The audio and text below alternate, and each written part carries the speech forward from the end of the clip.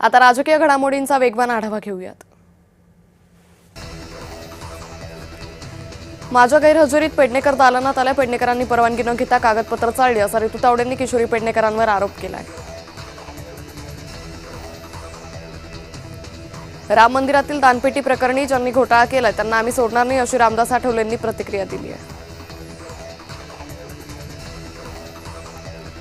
राम मंदिरातील दानपेटी चोरी प्रकरणी भक्तांच्या भावना दुखावणाऱ्या आहेत। घटनेवर आरएसएसचे सहकार्यवाहक दत्तात्रय होसबळी यांनी संताप व्यक्त केला आहे। नवनाथ बन यांनी उद्धव ठाकरेंना टोला लगावला। उद्धव ठाकरेंनी रामरक्षा आंदोलन करण्यापेक्षा आमदार रक्षा आंदोलन करावं असं वक्तव्य नवनाथ बन यांनी केलंय।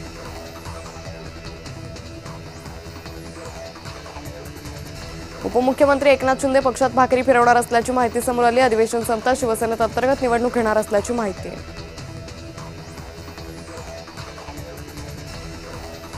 मंदिर लुटणाऱ्यांना हिंदू माफ करणार नाहीत, त्यांना ज्यांची जागा दाखवणार असं उद्धव ठाकरेंनी वक्तव्य केलंय। विधानसभेत चर्चेदरम्यान अधिकाऱ्यांची अनुपस्थिती पाहायला मिळाली। उपस्थिती कमी असल्यानं नाना पटोले आणि विजय वडेट्टीवारांनी नाराजी व्यक्त केली आहे।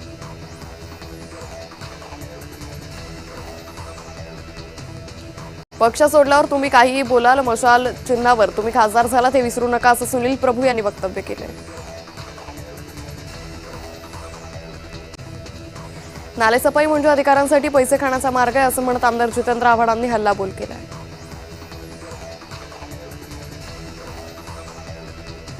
विधान परिषदेत अनिल परब यांनी साकीनाका दुर्घटनेवरून टीका केली आहे। सत्ताधारी जबाबदारी एकमेकांवर ढकलतात असं वक्तव्य अनिल परबांनी केलंय।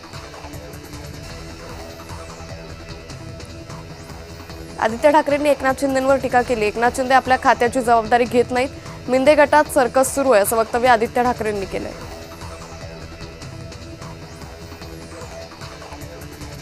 जबाबदारी झटकणारे लोक सतत आहे। नालेसफाई झाली नाही, तसंच रस्त्याची कामं अर्धवट करण्यात आली असं म्हणत आदित्य ठाकरेंनी सत्ताधाऱ्यांवर टीका केली आहे। मुख्यमंत्री देवेंद्र फडणवीस यांनी विधान परिषदेचे उपसभापती सचिन अहिर यांची भेट घेतली। विधान परिषदेचे उपसभापती म्हणून पदभार स्वीकारल्यानंतर पहिल्यांदाच अहिर यांची भेट घेतली।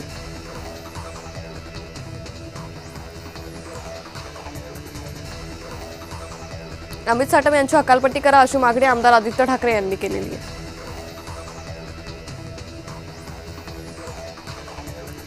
अयोध्या राम मंदिर दान चोरीवरून खासदार राऊतांनी हल्लाबोल केला। अयोध्येत गुंडांचं आणि दरोडेखोरांचं राज्य निर्माण केले।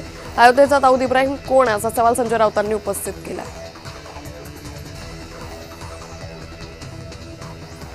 मुंबईतील दुर्घटनांची जबाबदारी कोण घेणार असा सवाल उभाटाचे आमदार सुनील प्रभूंनी उपस्थित केलाय। सखोल चौकशी करून संबंधितांवर कारवाई करण्याची मागणी सुनील प्रभू यांनी केली आहे।